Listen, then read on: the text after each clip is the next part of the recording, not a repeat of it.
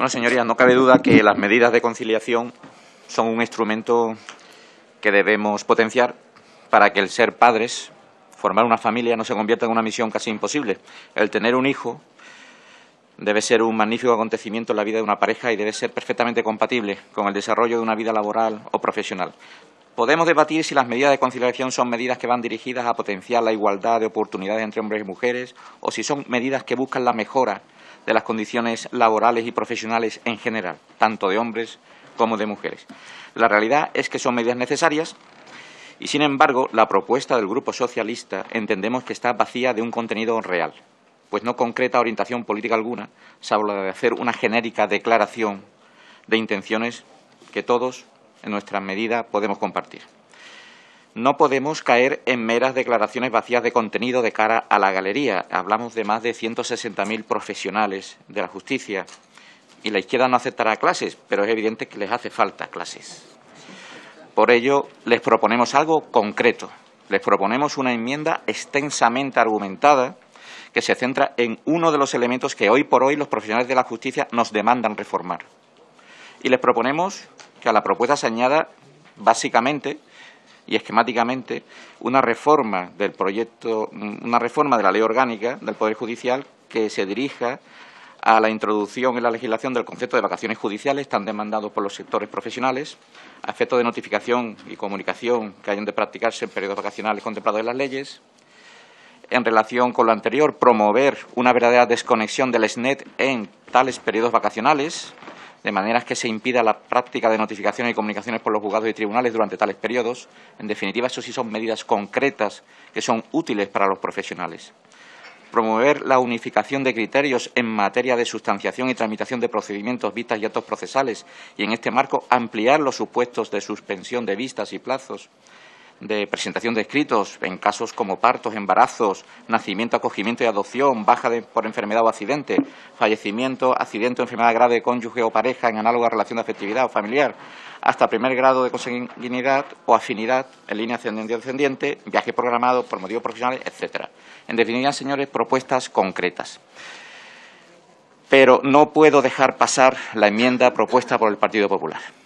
Al parecer, el Partido Popular, para las recientes elecciones, se puso en modo doña Cayetana Díaz Ayuso y, ahora celebradas ya, se pone en modo Casado. Porque, señorías, me parece absurdo como mínimo que el Partido Popular reclame únicamente para abogadas, procuradoras y, en definitiva, profesionales del sexo femenino, derechos de conciliación en caso de adopción o nacimiento de un hijo. Señorías del Partido Popular, les voy a dar una sorpresa. Los hombres también adoptan hijos. Y cuando son padres, aunque no dan a luz físicamente a sus hijos, también tienen deberes, responsabilidades que condicionan sus horarios. También la paternidad afecta notablemente al progenitor masculino y especialmente en las primeras semanas.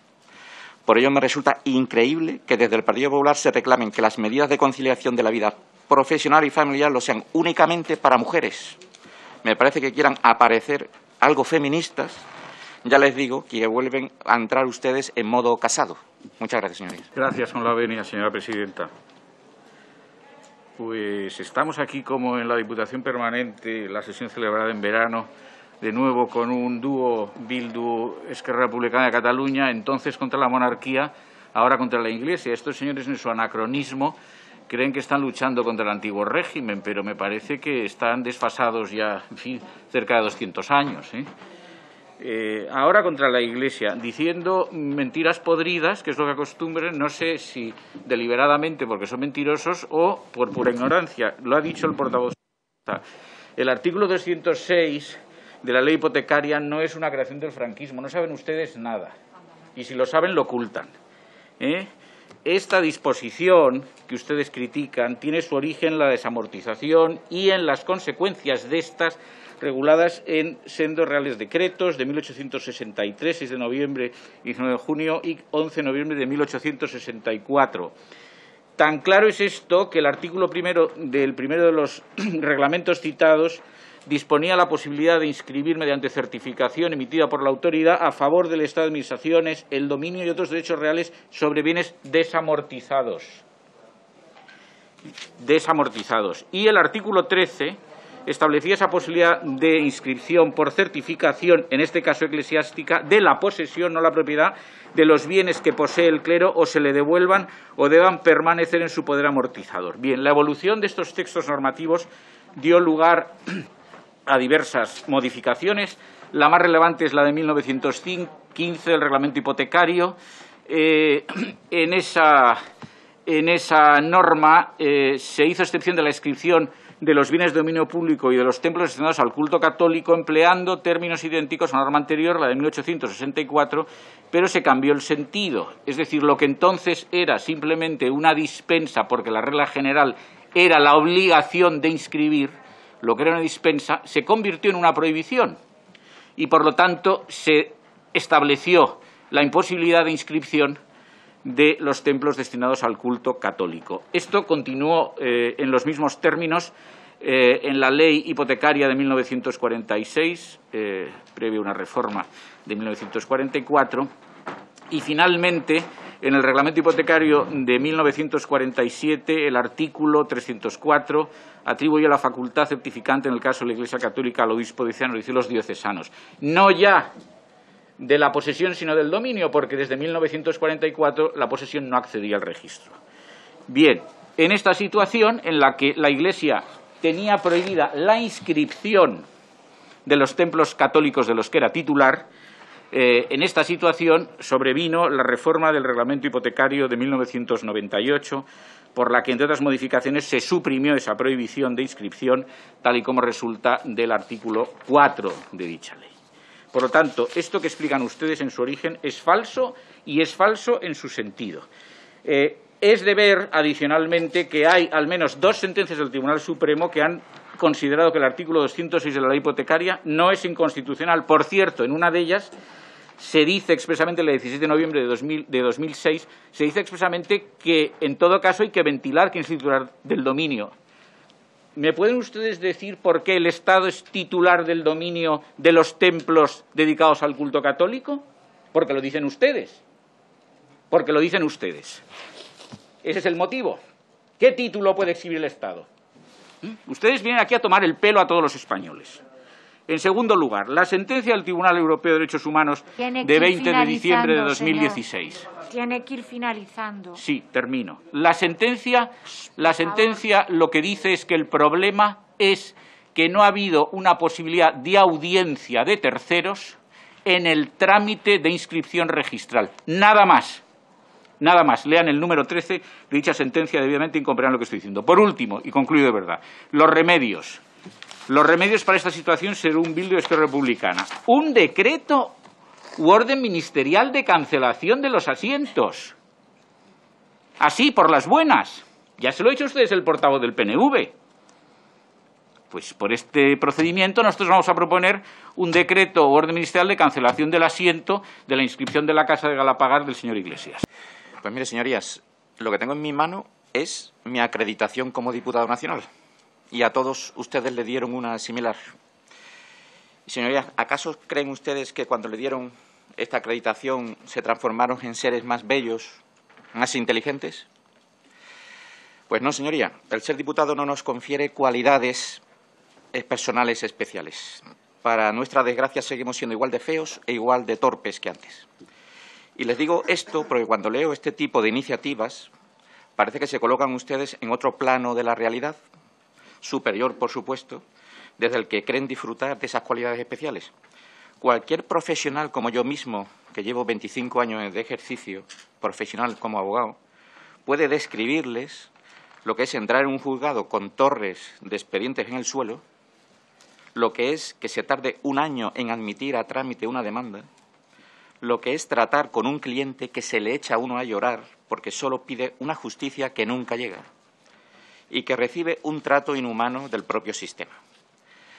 Por ello nos resulta sorprendente, no ya que intenten desde la izquierda controlar el Poder Judicial, la Fiscalía o, en definitiva, todos los poderes de la nación. Lo que es sorprendente es que se mantengan en esa permanente desconexión de la realidad de lo que verdaderamente está pasando en la nación. Hablan ustedes de grupo de trabajo constituido en el seno de la Comisión de Seguimiento del Pacto de Estado que elaboró una propuesta de carta de derechos de los ciudadanos ante la justicia, quienes podrán formular quejas y sugerencias. Miren, si yo le digo eso a un ciudadano que reclama justicia, no pueden ustedes ni imaginar cuál sería su respuesta. Yo aquí no la voy a adelantar porque creo que quedaría incluso indecorosa para esta sala. Y se permiten desde el Grupo Socialista interesar del propio Gobierno un informe por escrito, sin comparecencia personal alguna, en una suerte de representación teatral de programada autocomplacencia, autoalabanza, para que por escrito el propio Gobierno nos presente una realidad virtual, en definitiva. Mientras nuestra Administración de Justicia carece de medios, ustedes reparten competencias entre las comunidades autónomas y destinan el presupuesto y los recursos económicos a cuestiones sin sentido. Mientras, en definitiva, el emperador sigue desnudo y se creen ustedes que por el mero hecho de ser diputados recibieron unas capacidades de las que realmente carecen. Bajen del pedestal, pisen la realidad y quizás entonces entienda lo que le quiero decir.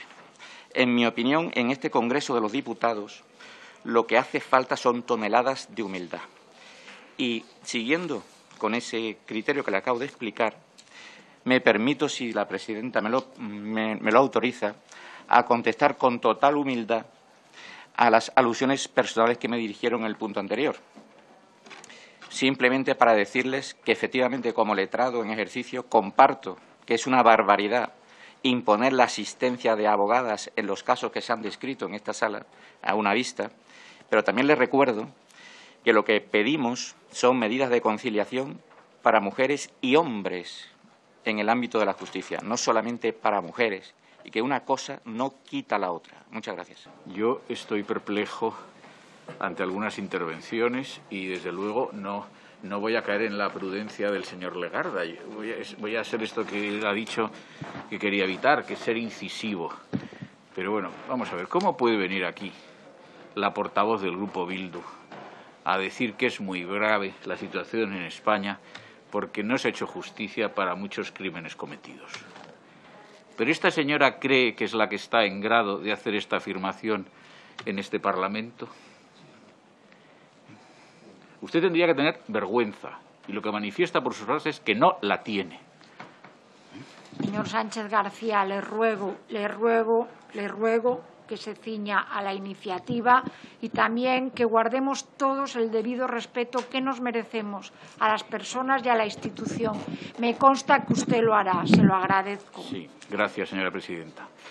En cuanto a los dos portavoces del Grupo Plural, de partidos independentistas catalanes. Bueno, perdón.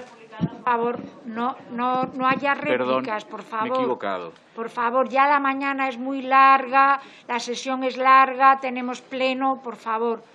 Dejen al interviniente terminar su intervención, por favor. Gracias. Bueno, quizá me he equivocado, le pido disculpas, pero es un partido independentista, me parece, Esquerra Republicana de Cataluña, y el portavoz del otro grupo, creo que también independentista, por el Grupo Plural. En todo caso, hablan del franquismo, pero vamos a ver. Y también de la monarquía, otra vez con esta obsesión que tienen ustedes, que ya les dije un día en el pleno que tendrían que ir al psiquiatra. Vamos a ver. Pero, ¿ustedes me pueden decir qué relación guarda esto con la justicia universal? Porque si ustedes dicen que se tienen que perseguir los crímenes del franquismo y de la monarquía, ¿será en España? ¿O dónde se van a perseguir? ¿En Tombuctú? ¿En el Pernambuco? ¿Dónde quieren ustedes perseguirlos? Bien, hecha esta observación, no saben ustedes de qué hablan. Tienen una confusión mental espantosa, lo mezclan todo y vienen aquí a decir cualquier cosa. Cualquier cosa siempre arrimando el ascua a su sardina, pero es que es una sardina que está ya podrida. Es tóxica esa sardina. Bien, entonces, sobre esta iniciativa del Grupo Parlamentario de Podemos, estos señores, ¿qué es lo que quieren? ¿Darle trabajo a Garzón? ¿Más del que tiene? Porque a mí me parece que a Garzón le gusta mucho viajar. No sé por qué insisten en que litigue en España.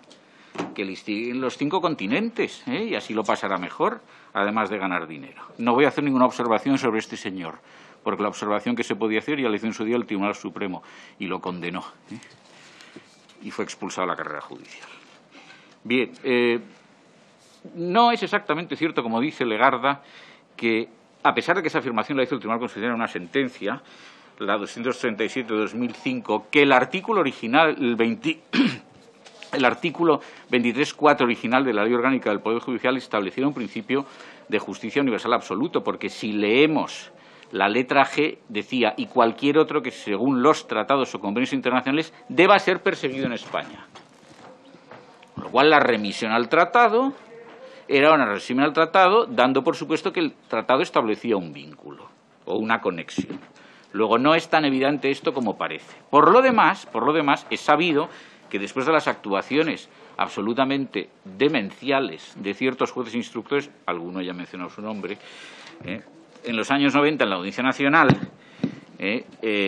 pues dieron lugar a una evolución de la jurisprudencia vacilante y a diversas reformas legales de este artículo de la Ley Orgánica del Poder Judicial. La Ley Orgánica del Poder Judicial. Bien, el texto en vigor se ha dicho por autorizada doctrina que resulta farragoso, de difícil aplicación, etcétera. Bien, todo esto puede ser cierto. Nosotros no vamos ahora a entrar en el detalle. Es un texto muy largo, pero lo que es también cierto es que la jurisdicción universal en sentido absoluto, predicada por un ordenamiento interno para su foro, es un problema. Es un problema necesario, porque choca con la jurisdicción de los otros estados soberanos. De modo que lo razonable en este punto es que España sea competente para los delitos contra el derecho de gente, sean de primer grado, como se distingue en la doctrina, sea, que son esencialmente el genocidio y los crímenes de guerra, sea de los de segundo grado, el resto, cuando lo dispongan así los tratados. Finalizar, señor concluyo Sánchez un segundo. Cuando los tratados de los que España sea parte así lo dispongan y se prescinda de normas internas sobre este particular. Esto es lo razonable y prudente para que haya armonía en la sociedad internacional. Nada más. Votaremos en contra. Gracias. Muchas gracias, señora presidenta. Esta proposición que nos trae el Partido Popular debería llevar como título proposición no de ley, hagan lo que digo, pero no hagan lo que hago, ni lo que hice, ni lo que pienso hacer, porque es de la incoherencia más absoluta. Evidentemente el contenido lo aprobamos en su totalidad, claro que sí, pero es que resulta que la incoherencia política es incuestionable. Y esto supone una pérdida absoluta de confianza y de credibilidad para quien presenta una proposición de este tipo. Vox ha venido defendiendo, desde que entró en el panorama político hace tan solo 7 años, evidentemente la independencia en el nombramiento de los miembros del Consejo General del Poder Judicial, la independencia en el nombramiento y en el funcionamiento de la Fiscalía General del Estado y, por supuesto, la supresión hasta donde se pueda llegar de todo lo que supone el indulto en todos los tipos de delitos, porque al final es una institución anacrónica, es una institución que podríamos considerar absolutamente contraria a un Estado de Derecho en el que el Poder Judicial debe ser el máximo garante con todo tipo de recursos ordinarios y extraordinarios. El Consejo General del Poder Judicial tuvo su ley, la del año 80, que estableció, de acuerdo con la Constitución, un sistema que fue derogado en el año 85 por el Partido Socialista y que evidentemente facilitó, abrió la puerta a la intromisión de los políticos, de los partidos políticos, en la designación de los 12 miembros que eran de procedencia judicial. Pero aquí está el problema, que el Partido Popular estuvo gobernando y gobernó con mayoría absoluta y dictó leyes como la del 2001 y como la del 2013 y no hizo la reforma ni por asomo que ahora nos propone. Igualmente podría decirse con el nombramiento de los fiscales generales del Estado, tanto por parte del Partido Socialista con sus socios en aquel momento, como del Partido Popular con sus socios. Por cierto, los socios siempre eran los mismos: Convergencia y Unión, con todas las derivadas que ha tenido ahora y cambios de nombre, y el PNV, porque la verdad es que estos separatistas, otra cosa no, pero hay que reconocerles que saben aprovechar la oportunidad para sus objetivos, y hay quienes se la brindan en bandeja. Y con respecto al indulto, pues ya se ha comentado en esta sesión, evidentemente, cómo viene usted a pedirnos esto de reducir o limitar el indulto cuando lo ha utilizado, cuando le ha interesado. Por ejemplo, recordamos el primer Consejo de Ministros de Mariano Rajoy. El indulto a 2 condenados en sentencia firme por motivos de corrupción. No eran de su partido, no, eran de otros partidos, pero tenían el informe del órgano sentenciador y la Fiscalía contrarios. Y eran por causas de corrupción y los indultaron. Mire, voy terminando, señora presidenta, para ajustarme al tiempo. La gran diferencia entre quienes creemos en lo que defendemos es la coherencia y quienes solo por oportunismo, cuando están en la oposición, eso es lo que nos diferencia, que algunos lo que decimos lo cumplimos y lo vamos a cumplir cuando gobernemos, otros han perdido la credibilidad para defender estas posiciones. No obstante, obviamente, apoyaremos, claro que sí, esta proposición, entre otras cosas, porque la venimos defendiendo en nuestras diferentes iniciativas desde que entramos en política. Muchas gracias. Muchas gracias, señor presidente. El Grupo Popular nos presenta una PNL en cuyo encabezamiento habla de la creación de un nuevo partido judicial en la isla de Formentera y en cuyo petitum interesa que se inste al Gobierno a realizar dos actuaciones. Primera, la creación del mencionado partido judicial en la isla de Formentera y segunda, la implementación en la mencionada isla de la primera oficina judicial para el caso de aprobarse el anteproyecto de ley de eficiencia organizativa del Servicio Público de la Justicia, en tanto no se cree el nuevo partido judicial.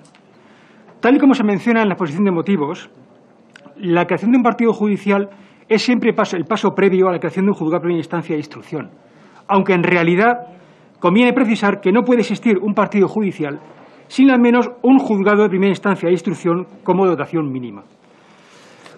La iniciativa que nos presenta el Grupo Popular nos parece que como idea para mejorar el acceso a la justicia va bien encaminada. Y entendemos que en el caso de los españoles que viven en Formentera, la doble insularidad es una circunstancia especial y determinante a favor de que se cree en la isla un partido judicial con su propio juzgado de primera instancia de instrucción, y es de justicia que se haga, nunca mejor dicho. Teniendo en cuenta la población que tiene la isla de Formentera, que según la INE son unos 13.000 habitantes de derecho, estos ciudadanos, para solventar sus litigios, todos aquellos que ceden a la competencia del juzgado de paz, y que son la gran mayoría, tienen que desplazarse a otra isla con los problemas inherentes. Y no solo eso. La justicia penal, por ejemplo, que requiere actuaciones de guardia urgentes, también implica desplazamientos desde la isla de Ibiza hasta la de Formentera, tanto de ciudadanos como de jueces, de letrados de justicia, de fiscales y de abogados de guardia, cuando han de intervenir en cualquier diligencia de instrucción que haya de practicarse, como digo, en funciones de guardia. Pero estando esencialmente de acuerdo con la idea que subyace en lo que propone el Grupo Popular, nos llama la atención que la iniciativa se base en lo que dispone un anteproyecto de ley, es decir, en un texto que no produce efectos jurídicos, y que hable de oficina judicial, cuando la oficina judicial, de acuerdo con lo que dispone el artículo 435 de la Ley Orgánica del Poder Judicial, no es un órgano jurisdiccional, sino una organización de carácter instrumental, lo cual, lógicamente, no puede servir para el fin que se pretende con esta iniciativa. Porque la oficina judicial por sí misma no es poder judicial, no sirve para cumplir con el mandato constitucional propio del Poder Judicial, es decir, juzgar y hacer ejecutar lo juzgado. Por ello, hemos presentado una enmienda de modificación para que se haga específicamente referencia al juzgado de primera instancia de instrucción de nueva creación para el partido judicial de Formentera.